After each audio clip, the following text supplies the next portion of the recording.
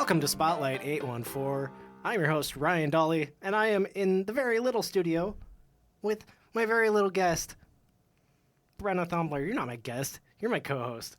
Yeah. I don't know what I'm doing. Hi, I'm little Brenna Thumbler. Hi, little Brenna Thumbler. This is weird. I have to tilt my head and look at you like this. Yeah, I'm used to being in a circle. Yeah. This is like sitting on the same side of the booth. Yeah. You don't want to be a same-sider at a restaurant, and that's what I feel like we're doing right now. We're the worst people. We're splitting a meal at Denny's. It's the worst. We do not have a guest this week. This is our first time in quite a while we haven't had a guest. Well, that's because I'm the guest, I guess. Yeah, that's why I got confused and I said guest. You're my guest and my co-host all the time. You're always my guest. Yay. You're always my guest, Brenna. And today we are going to talk about some stuff. Some stuff we've seen, some stuff we haven't seen. And some stuff that Brenna's going to rage about. Get ready to hear me rage. I'm so Get excited. ready. Brenna's going to rage today. But first, let's talk about Misery at the Erie Playhouse. We saw it last night, and it was fantastic. It was so good. So good. Yeah, so I'm sure most of you know that it was based on the novel by Stephen King, which came out in the 80s. Written by William Goldman, the stage production was, and he wrote the movie as well from the 90s. Okay, and the Polish version. Well, I don't think it necessarily said that. I think it just said he wrote 3 different versions, and then there were 3 versions talked about on Wikipedia, and one of them was the Polish adaptation. But I feel like they were probably leaving out a 3rd version that he wrote, because I just really don't think that William Goldman Misery the musical adapted. Maybe that would be great. I don't know that it would be. I don't know that. It would just be about lying in a bed most of the time. What else, Ouch, my legs. Yeah. I feel like the songs would not be that thrilling. He could still do jazz hands. Could he? There was a good portion where he couldn't do anything with his hand. He still had one hand. He could do jazz hand. He could do single jazz hand. Yeah. Yeah, so for those who don't know the story, Brenna, why don't you tell us a little bit about what the story actually is? Yeah, so there's a writer, Paul Sheldon, who gets in a car accident, and his biggest fan, Annie Wilkes, brings him into her home to, quote unquote, take care of him. After a car accident, right? Yeah. Yeah. And so she's basically keeping him hostage in her home. And Paul Sheldon is the author of a series about Misery, who's a character. And they're Annie Wilkes' favorite books, and she's obsessed with Misery. And when she reads his latest novel, she discovers that he has killed off Misery, and she makes it her mission to basically hold that against him. And so we see a lot of torture happening throughout the extent of the play, and just manipulation and control, because Annie Wilkes is not happy that he has killed off her favorite main character, and is we're now writing something new. So, and she forces him to write this new story. Yeah, she's forcing him to write, bring back Misery from the dead. Yeah, resurrect her to. It's Young Frankenstein all over again. Yeah. Yeah. Yeah, so it's like a story of control and a hostage situation. I loved it. Yeah, and the cast was outstanding. And it's only a cast of 3, because it's just Annie Wilkes and Paul Sheldon, and then an officer. Yeah. So it was Sue Ellen, and I'm sorry, but I'm not even going to try. I think that I want. You're going to try the last name? I'm going to try so people know. Yeah. Where did I put the program? It's probably in there somewhere. Come on, little Brenna. Where's your program? I found it. Yeah, I just want to make sure that we're giving credit to people. So it's Sue Ellen Wachikowski. Okay. Wachikowski, I want to say. That makes sense. And then Matt Fuchs. Yep. Matt Fuchs. Love plays the guy. Paul Sheldon. And then Wayne Gardner played Buster the sheriff. Yeah. I haven't seen Matt Fuchs on stage in about 20 years. And he was so good. My God. The thing is, like, a lot of acting happens through communication through the body, Right. you know, like movement, and he was bedridden for 3/4 of the show. Yeah. When When he wasn't bedridden, he was wheelchair ridden. So or like dragging himself across the floor. Yeah, he was incredible. I almost said outstanding and incredible in the same word. Outcredible. Outcredible. He's outcredible. You are outcredible, Matt. Last time I saw Matt on stage was actually when he was playing Dr. Parker in Bat Boy the Musical, when I was Bat Boy. And that was at the Playhouse? That was at the Roadhouse. Oh, okay, yeah. That was a thing And back then. he was trying to kill me. Uh-huh. Yeah. Well, you know, karma. Now he's he's the one who people are trying to kill. Yep. So it was great to see Matt on stage again. You know, I've seen him around like the theater community, like at drama shop and stuff, because he directed there. Yeah, because he directed the show that Chris Peterson and Jassy Conchivero were in for the one acts. Right. So yeah, if you have not seen it yet, or even if you have, definitely go see it.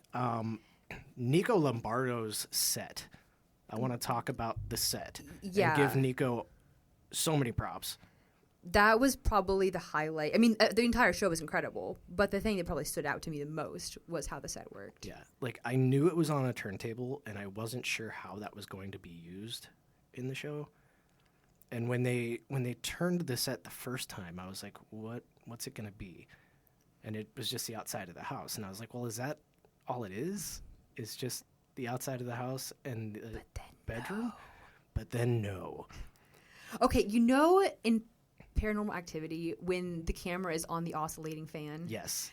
it gave me the same vibes. Yeah. Because it's like this slow, dramatic, tension-building turn that oh gosh, it happens when I don't want to give anything away. Don't give it really. away. Don't give it away. Yeah, I won't give it away. But the movement of the stage builds up this tension, and characters are kind of moving through the stage. Yeah. So, oh gosh. So good. Brilliantly designed. So good. I'm just curious if it's been done that way before, because it's got to be so hard to do those scenes without an ever-present set change. You know what I mean? Right. Yeah. It's hard to talk about it too without going into detail. We can't really spoil anything, because But you still have chances to go see it. It's running through October 29th. Yeah. So you have to go see this show. And in the second act, be prepared for something to be hilarious that is not supposed to be hilarious, but it can be. I mean, can be. it can was be just funny. shocking. It was like funny because it's shocking. Yeah. We got. Okay, let's talk about the guy behind us for a minute. Mary. Don't get any ideas. Don't get any ideas. There was a guy behind us like commenting on every single thing that happened. That was so good. I think that was like just as good as the show itself. Yeah, it was like the first time that a guy talking didn't bother me. I know. So funny. I was like, what's he going to say next? Mary, don't get any ideas. So just a quick I'm all about my fun facts. Fun facts. I like fun facts. Fun facts for Brenna. So this opened in Bucks County Playhouse in 2020 or 2012. This Misery play. And it only ran for 11 performances there. But then a new version came to the Broadhurst Theater in New York City from 2015 to 2016, and it starred Bruce Willis and Laurie Metcalf. Laurie Metcalf would have been unbelievable. I know. She would have been uncredible. Outcredible.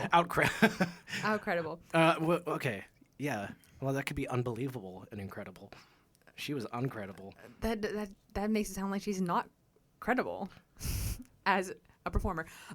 True. Never mind. She was nominated for a Tony for the role, which it's not surprising at all. Not shocking. But Bruce Willis, his performance was deemed vacant and inert, which, to be fair, he's in a bed. So, I mean, like, yeah. So, it's kind of But how it's Matt supposed to Fuchs be. was not vacant and inert. Yeah.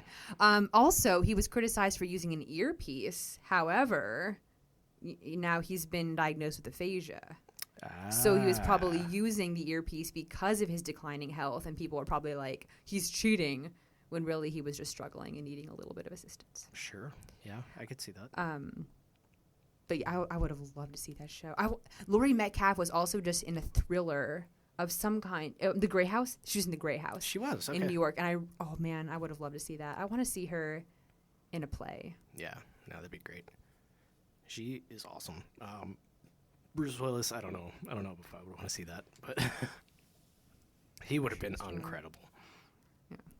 Yeah. Credible, not credible.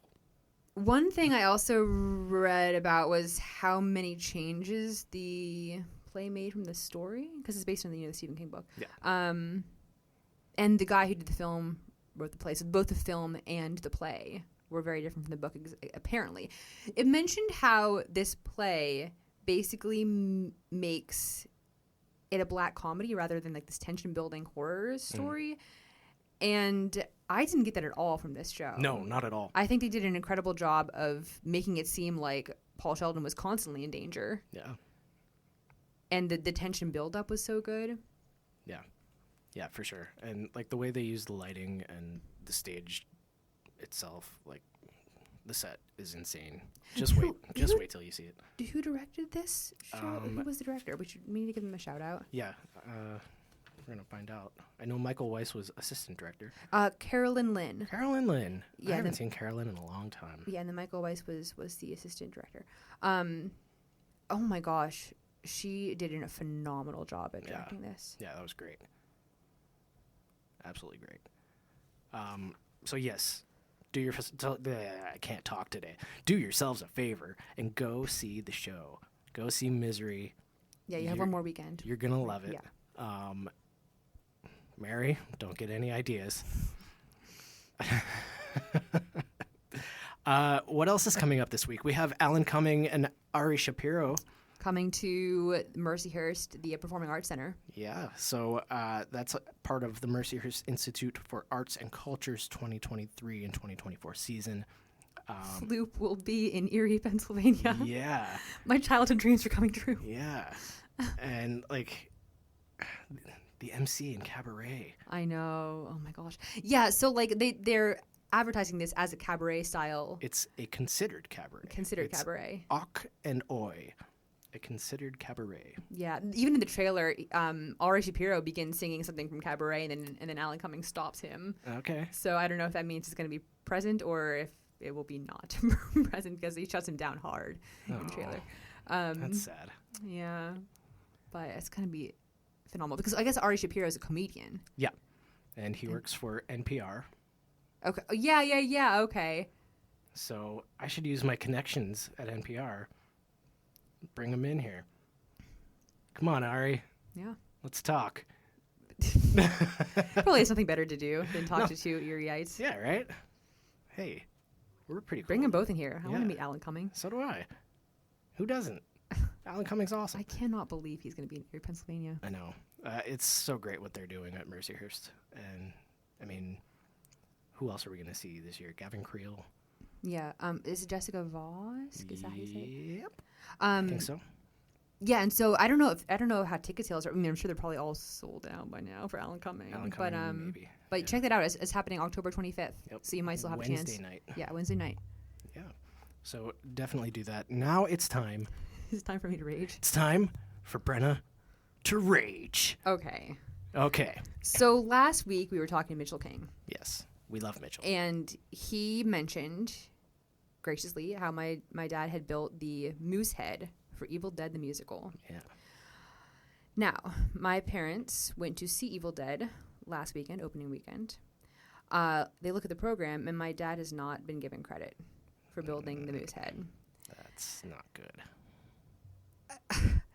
I am so sick of artists not getting credit for the things they contribute. Yeah. The moose is a character. Yeah. My dad created a literal character in the show. Imagine not getting one of the characters not being mentioned in the program. Right. He also used his entire own budget to create this. He was not given any money. And art is expensive. People don't know that creating sculptural work. Right. I mean, he had to get get like a metal. It's like metal and foam and paint, and like Yeah. he had to purchase all this stuff to like build this moose head completely voluntarily. And it's huge. It's massive. They were like it's working, moving thing. This wood mount that he had to build. He spent forever on this moose. Like I was present while he was working on it. Evil Dead cast and crew included, but like everybody should know the amount of work that he put into this moose head, and they don't put him in the program. I've heard word that like it was an accident, like he was like somebody was told that he needed to be included in the program and he didn't get in the program.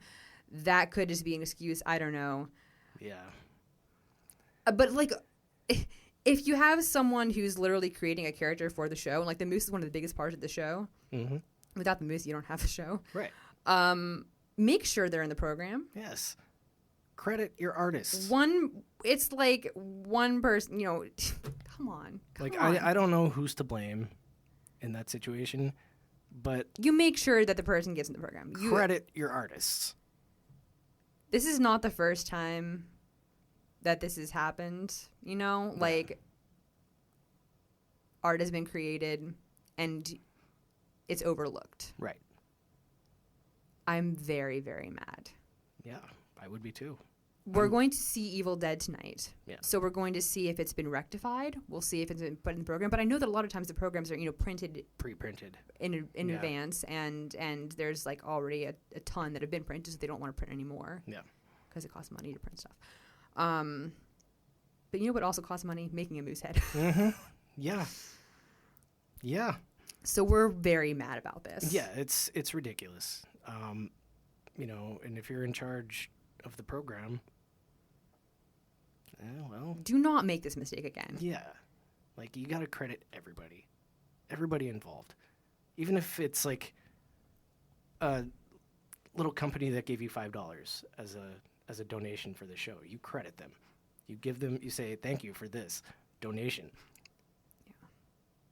Brian Thumler donated his time and his own money to create this character. And he's also, it's not just like some Joe Schmo from out of state who's, Right. like my dad does a lot from the community. Like he's always volunteering for theater stuff and helping with the theater. And so it's not like they don't remember him. Like everybody knows him in the theater community. Yeah. And knows his puppet work. Like he's done lots of work for, he did like the Light and Odd Spaces with Beth Watkins. And yeah, he's very involved. And you would want to be credited if you were part of a show. So just think about that. Yeah. That wasn't as ragey as I was expecting. I'm just not a ragey person, but I'm very upset.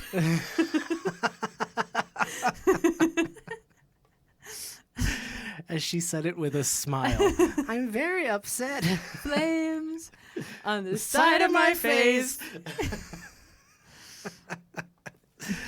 Okay, well, little Brenna gets the flames off the side of her face. We're gonna take a little break so she can cool down. Yeah. Drink some Gatorade. Drink some fluids. Drink some fluids and relax. Get my body temperature down. We are gonna be right back.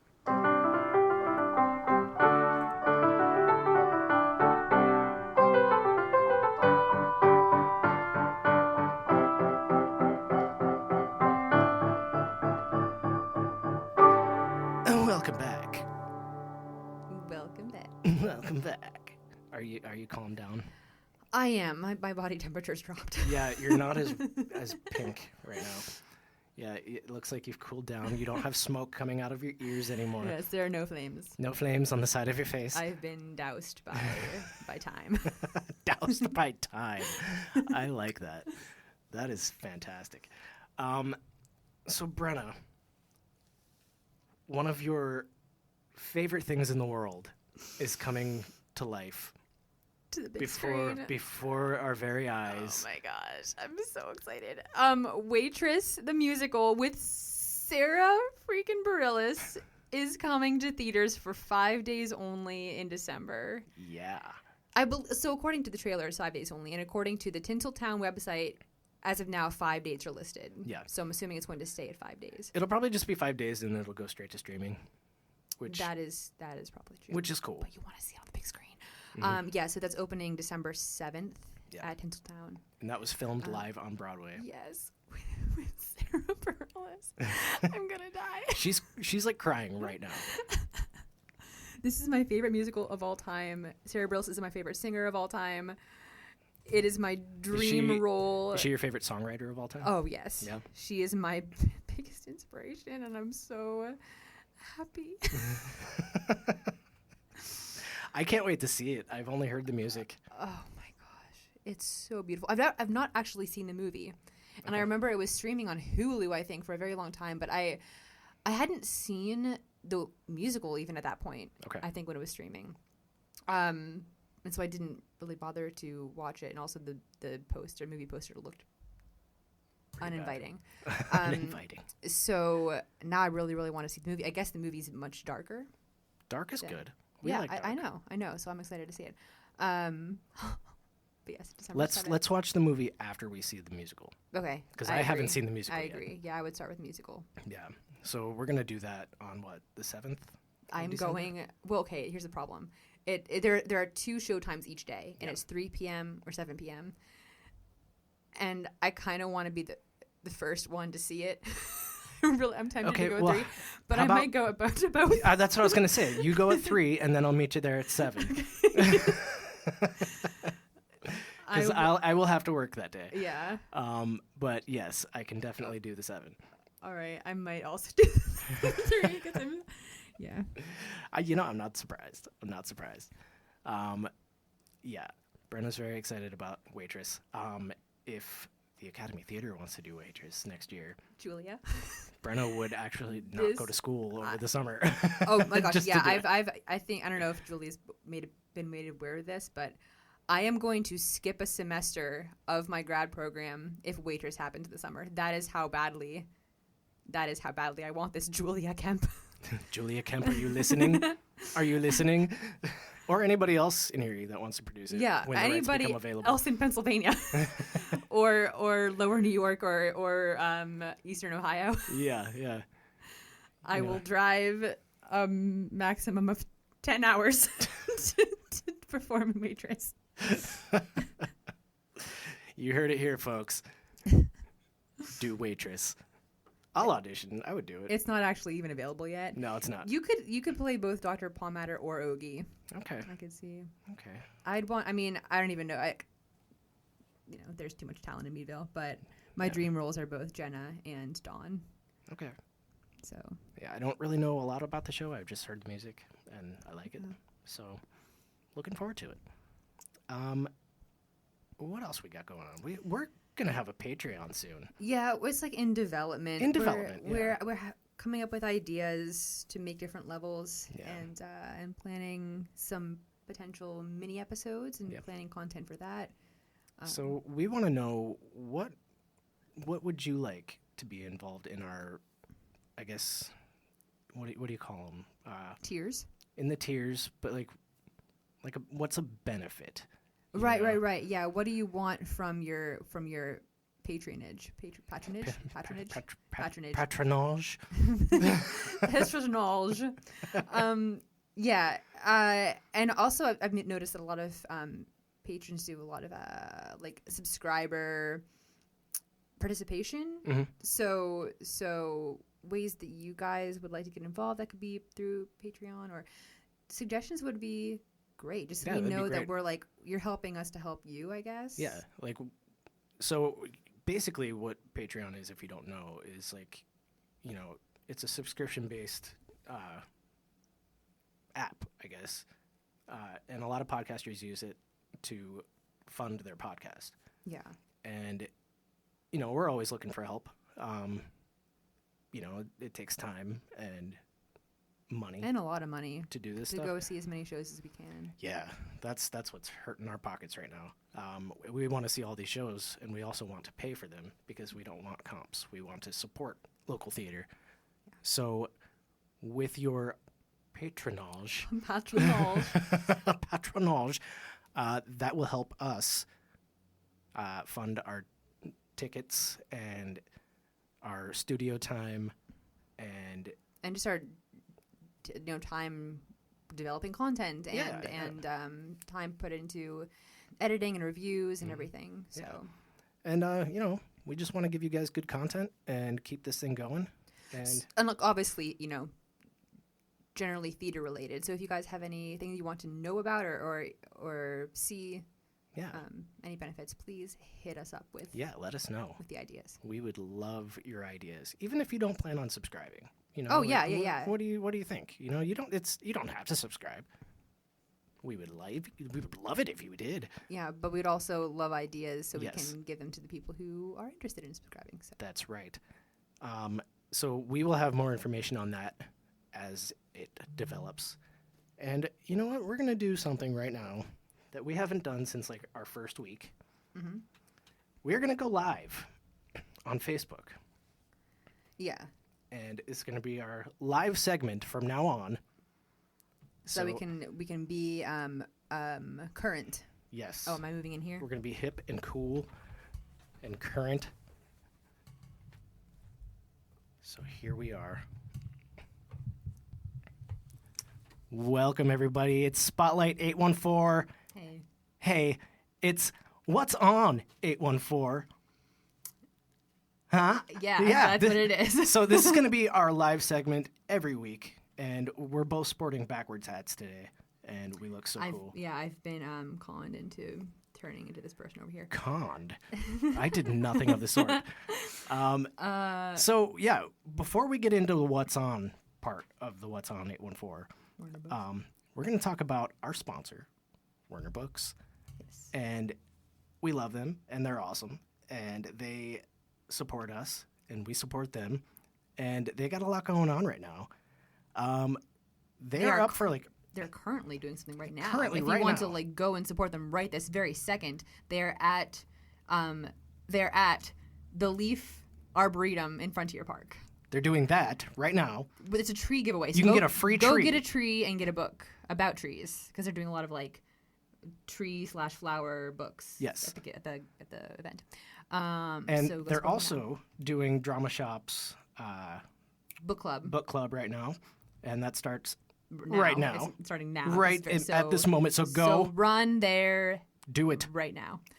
It's only half of your face. I know, but I don't want to. Leaning is going to be painful. I can't go back either because no, I can't.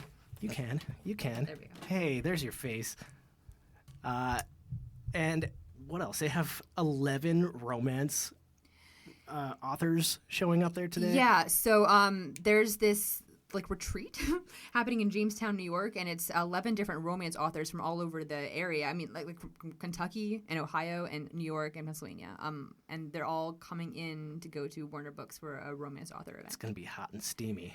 Yeah, starting at 1 p.m. Never do that again.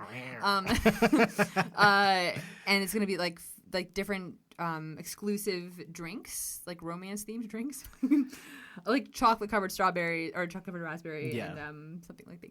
Yeah. Well, romantic flavors. If you like romance, go.